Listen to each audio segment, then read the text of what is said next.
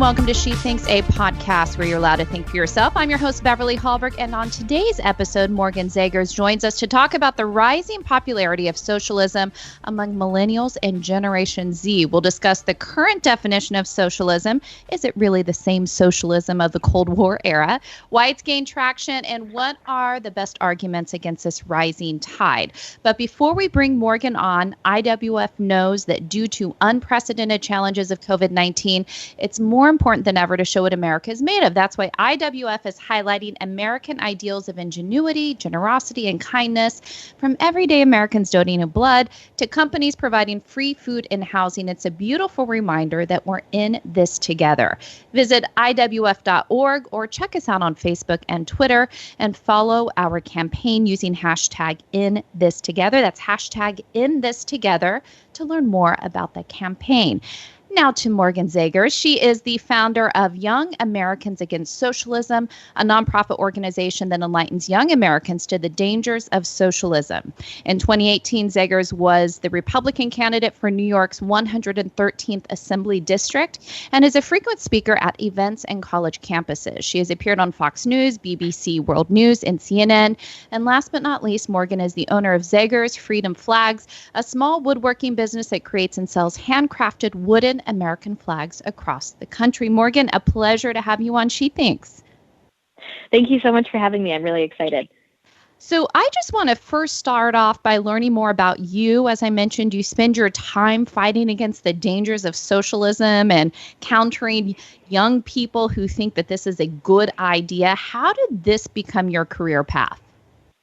Yeah, well, thank you for asking. It's kind of interesting and also kind of boring at the same time, because I wasn't passionate about these topics growing up. I just had, very patriotic American values. My dad's a colonel in the Army. My mom loves Fox News, loves history. And so I grew up with those basic values. But when I was seeing polls in like 2018 that were finally saying officially 50% or more of young Americans would choose socialism for the country. And I looked at the article and I said, what? I felt this sense of embarrassment and confusion, because I thought that was just a basic understanding that socialism was terrible, and why would you want to bring it to America? I thought we're doing pretty good here as classical liberals, whether we're Republicans or Democrats. We can at least have that basic foundation. And I was so confused by it that I just started looking into things. I started researching, and what I specifically researched was the tactics that the socialist left has used before in other countries where they've come to power, and how it's very similar to the tactics being used by the American left, by AOC, the Justice Democrats, the Democratic Socialists of America, and Bernie Sanders. But Bernie's kind of out of the picture now. And I was really startled because there were so many connections. There were so many ways that today's American left was mimicking that. And overall, what I was most confused about, I think my generation, I'm the last year of millennials, but I think both millennials and Gen Z are actually very capitalist. We thrive in this capitalist environment. We all want to chase our dreams. We all have this entrepreneurial mindset and creativity, and we really do thrive under capitalism, and we have those values deep down. But the left has been so successful at training our generation to think that capitalism is a dirty word, that it's immoral, that socialism is the more moral choice. So that just really inspired me to start something, and I was like, do I make this political? What do I do to really have an impact? And I think it all comes down to values and education. And so I decided to start Young Americans Against Socialism in August 2019. We launched, and it's just been pretty much a crazy ride ever since, and we're really thankful for that. And it's been really exciting. So we're moving forward, and we're full steam ahead. And I think a lot of people, like you just said, you were shocked to hear that there is this popularity for socialism. As you mentioned, young people are so entrepreneurial. They love to customize everything that they do in life. And so it does seem kind of shocking that there would be this flocking to socialism when you have so many young people who are passionate about their career and wanting it to have value behind it. And they don't think of the typical 9-to-5 job and getting a pension. They think outside of the box. The workforce is very different these days. And of course, COVID-19 is changing that even more. So I think to understand it fully, it's important to understand the definition that we use today when we say socialism. So is this really the socialism of the Cold War, of the Soviet Union, or when young people talk about socialism, are they talking about something a little bit different? Oh, I'm so glad you brought that up, because that is really the essence of the issue here. And when I do interviews, a lot of people are just they're so upset. A lot of older Americans, they go, Morgan, are we doomed? And I say, no, actually, I'm really excited for the future because, like I said earlier, our generation is very capitalist, very entrepreneurial, very excited to chase their American dream. And the left is just absolutely relentless in pushing this messaging that the American dream doesn't exist anymore. But when it comes down to what socialism is, I think it's so important to define what the issue is and then to also define who our real enemy is in this, because people will look at this issue of the rising tide of socialism and they go, oh, those stupid avocado toast eating millennials who, they play on their $1,000 iPhones and they rant against capitalism on Twitter and they have no appreciation. Instead, what I think is happening here is that the far left, there's a small group of people who actually want to seize the means of production. And so that's what socialism really is. It's when the government literally seizes the means of production of an industry, takes over a private business, private industry, because they think they can provide the service or product to the people in a better way. And that is what the far radical left wants to do. But they lie to people my age by saying, you know what, capitalism's evil. And want to know what's a really nice place? Nordic Europe. They have everything for free. They have all these big government programs. And if you end capitalism and support our mission to bring socialism to America, we'll end up like Denmark. And so when we define who the enemy is, first of all, we have to realize the enemy is that small radical group that actually wants to seize the means of production and are lying about what socialism is when they talk to young Americans. The enemy is not the young Americans who think they want socialism because they think socialism will make us like a capitalist country, capitalist Denmark. And so defining that and making sure we're not making fun of young Americans for liking socialism, instead we have to get them out of the loving arms of people like Bernie Sanders who are promising everything. And then when it comes to what socialism really is, it's really important to, first of all, make the strong connection between taking away of private property and private business, having the government take over those things and run them fully, versus what's in Nordic Europe, versus what's in those social democracy countries where they just have huge taxes and big regulations and big government programs, but they still have a capitalist backbone that allows them to create the wealth to pay for those programs. And I think it is important to bring up models like Sweden. That's come up a lot during coronavirus. People are looking to how Sweden is handling it. But Sweden comes up often when it comes to healthcare and having some type of universal healthcare in this country. People look to those countries, say, well, they're happier, so why don't we just move to that model? So my question is, when you talk about the differences in those models to pure socialism and, like you said, what these radicals really want to change America to, do you find that you do gain traction with young people when there is that time to talk through these issues? Yes. And what I think, you really hit the nail on the head there. The top three issues that my generation really cares about are climate change, protecting the environment, the student loan crisis, and of course, healthcare. And so when you get into the nitty gritty of those issues, when you talk with young people, and this is what's been so successful for me on campus, there's always the little protesters that come and they sit and they have these little smirks on their faces because they're socialists and they think they're going to have this fun time making fun of the capitalist who's coming to speak. But what's really interesting to me is when I just talk to them and I say, do you know XYZ could really help us move forward in a realistic way on this issue? And that's pretty much what allows me to open up the conversation, is if we show them that we care about these issues too, then it really opens up the conversation and opens their mind to be willing to see us as good people. The problem is the left literally has trained young Americans to think that Republicans just don't care about the environment, that we don't care about healthcare, that we don't care about their student loan crisis. And so the more we show that we care about their issue and we have better solutions for them, I think we're going to be in a better position. And I mean, what's frustrating for me especially, I say this in my speeches a lot, the Green New Deal and climate change is really, I think the left is using it as a Trojan horse to get socialism implemented in the country, because AOC's chief of staff admitted that the Green New Deal was written as an economic transformation plan, and then later on they slapped a sticker on it and decided to make it about climate change. And to me, that says it was used for a marketing purpose. And socialists love a good crisis, like I was telling you before we started recording. And I really do think they're manufacturing artificial fear and urgency using the climate change issue to push their radical agenda. Well, we can already see that with the spending and what they're trying to push forward. And before we get into more about their agenda, I'm also wondering, as you talk to young people, is it also important for us to explain what capitalism is? Because there is the problem in this country where you do have to fight against crony capitalism, people who are getting favors because of government officials. Is that one of the reasons why socialism is even growing in popularity? Because we have far too long had elected officials who do give favors to businesses who pay them.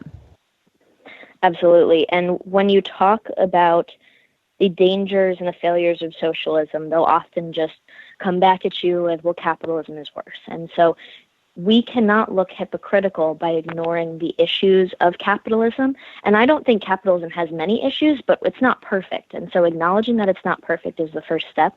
And then talking about how we also don't support the evils of capitalism. We also don't support the immorality of crony capitalism. That's a major step moving forward, at least in their minds.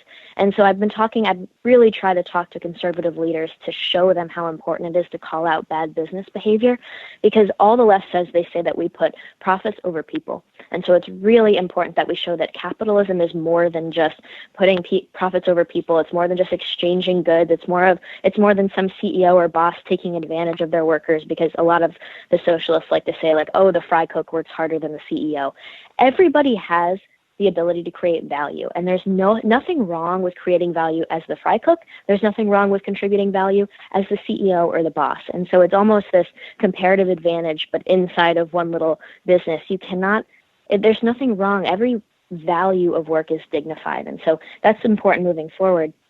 But I would also say, especially, this is something that's really important, especially when we talk about the immorality of capitalism, we have to talk about the culture that it creates. It creates the opportunity for young people to really flourish, to create, to cultivate, and to add value to society in ways that they wouldn't be able to under socialism. And that's something that's incredibly hard to convey, because how do you put that into words?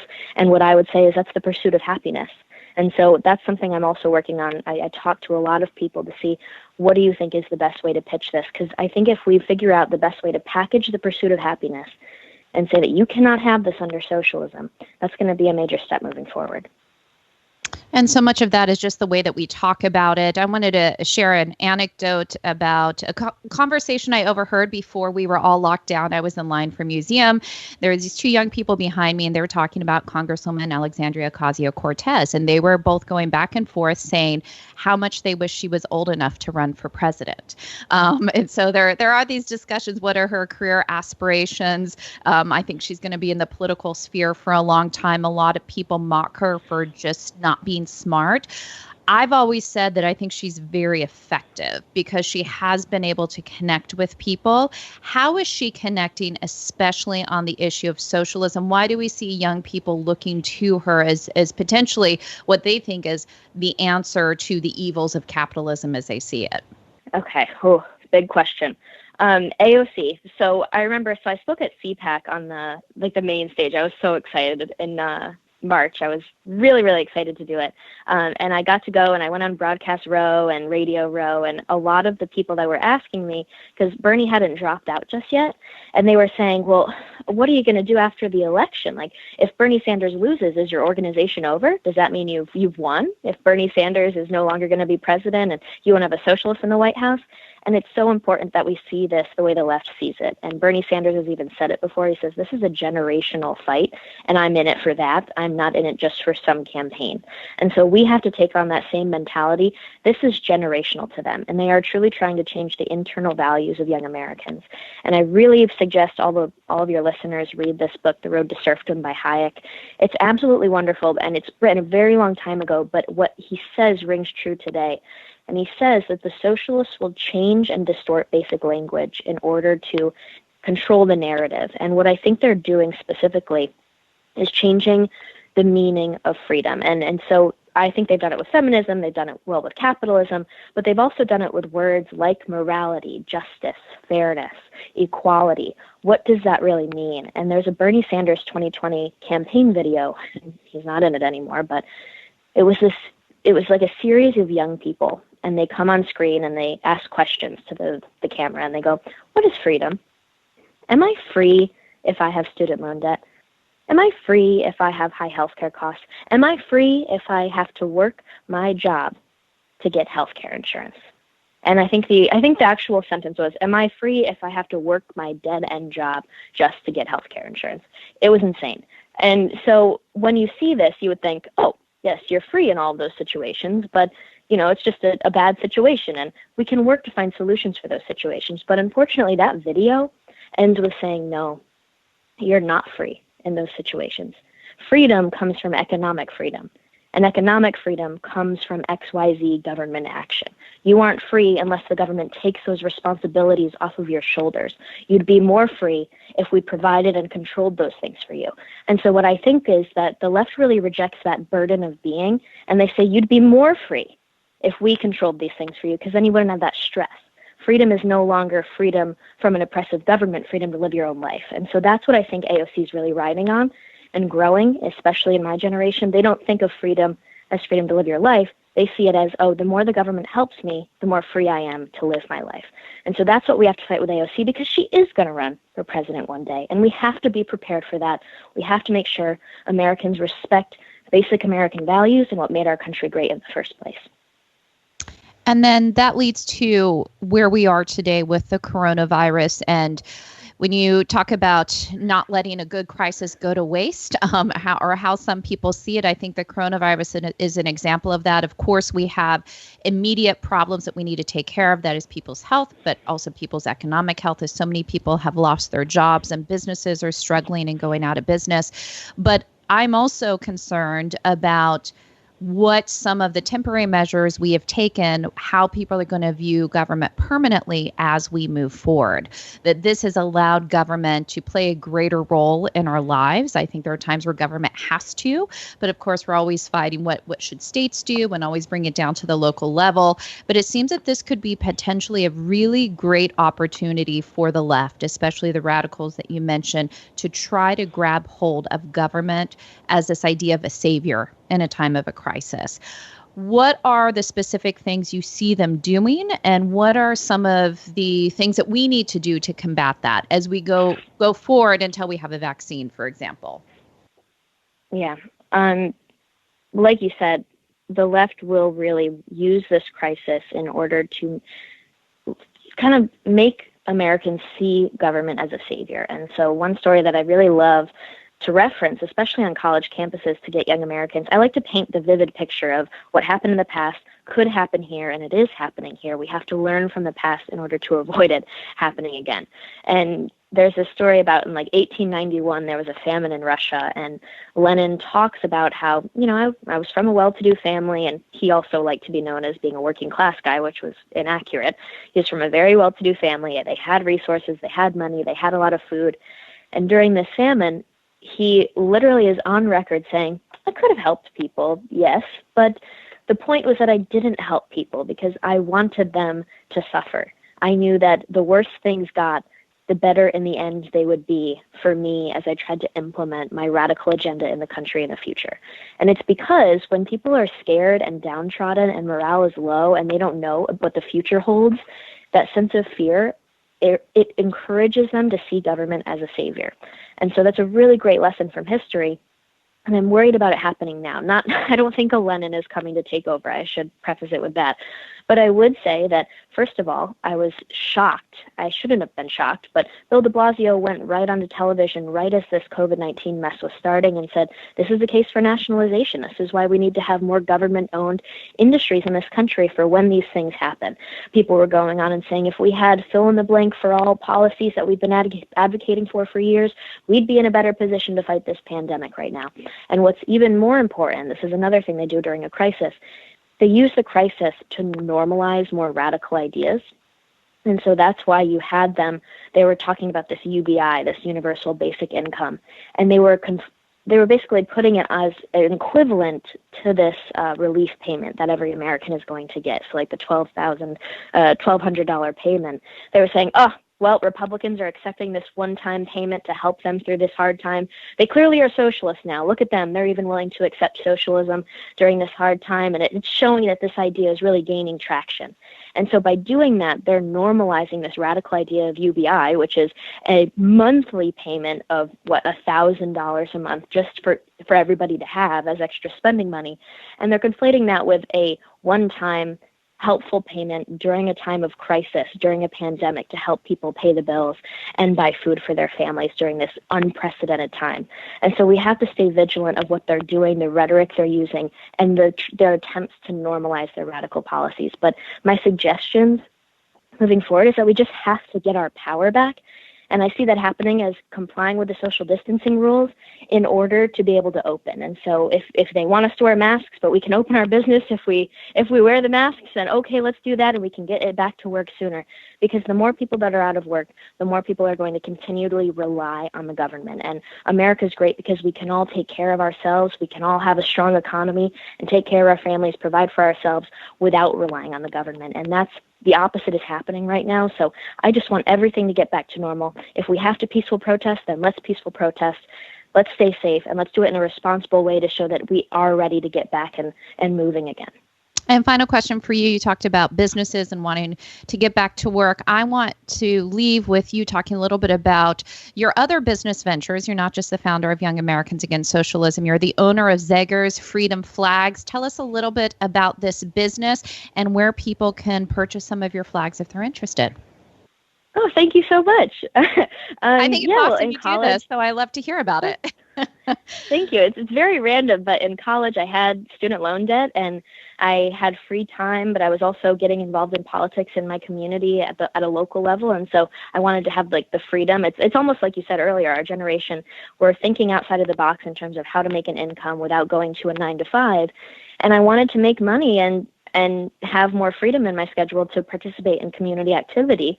So my dad and I found on YouTube this tutorial on how to make a wooden American flag. And so we went to Home Depot and we bought the wood for like $25 and we made this beautiful flag, and we were really surprised by how beautiful it was. And we were like, we could actually sell this. And so we started donating them to local veterans of foreign wars auxiliaries and their fundraisers for veterans so that they could donate. And that kind of helped us market the product. And we got sales out of that, and we kept growing. Next thing you know, we were just selling them across the country, and it's grown into, we make hundreds of flags each year, and it's just been really exciting. I paid off my student loans, and we're excited to keep growing it because now my brother makes them, and he has a small family, he has 2 kids, and so he helps pay the bills with his production of flags. My dad, he just buys fishing gear with his flag income, but I actually have to pay the bills too. I'm only 23, so it's really exciting that we all get to work together on it. See, that's true freedom, paying off your student loan debt by working to pay it off instead of fingers crossed, hoping government will do it for you. So that's a great lesson right there for all of us. Morgan, we so appreciate you coming on and sharing about your work, and we appreciate what you're doing to fight socialism across this country. Thanks for joining She Thinks. Thank you so much. And can I just say, if anybody wants to show the young videos that we make for Young Americans, we interview people who have lived through socialism because we really think firsthand testimony is undeniable. The left distorts truth, and they distort history, and they reject basic lies and basic history, but we think what's undeniable is that firsthand testimony from survivors. So we make these educational videos, and we put them all on fightsocialism.org. So if anybody has young people in their lives that are leaning towards Bernie Sanders and AOC, you can send them to our social media or that website, and they'll be able to watch the videos. And thank you for joining us this week on She Thinks. Before you go, Independent Women's Forum wants to let you know that we do rely on the generosity of supporters like you. An investment in IWF fuels our efforts to enhance freedom, opportunity, and well-being for all Americans. So please consider making a small donation to IWF by visiting iwf.org/donate. That's iwf.org/donate. Last, if you enjoyed this episode of She Thinks, do leave us a rating or a review on iTunes. It does help. Also, we'd love it if you shared this episode and let your friends know where they can find more She Thinks episodes. From all of us here at Independent Women's Forum, thanks for listening.